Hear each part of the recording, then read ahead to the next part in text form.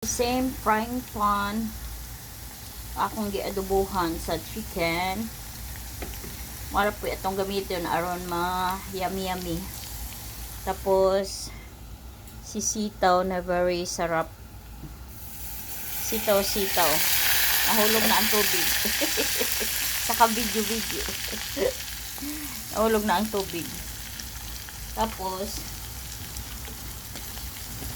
I like man na toasted na garlic at saka sibuyas, tapos may sili na manghang, tapos yung inadobo na chicken, inano ko siya, hinimay ko siya, tapos mahulog na sa video tapos iprito ko ulit para masarap kasi I like chicken crispy chicken. Tapos lagay na natin si mamaya na konti kasi gusto ko yung kahit na namula-mula na yung chicken kanina sa pag-adobo, gusto ko pa rin yung sarap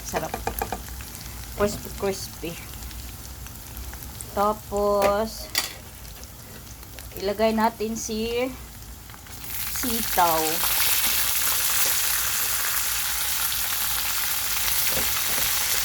Ang sarap. Yummy.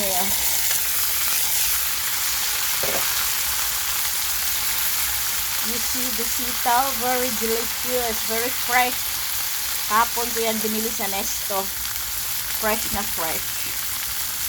Okay, after this one, mamaya na tayo kakain.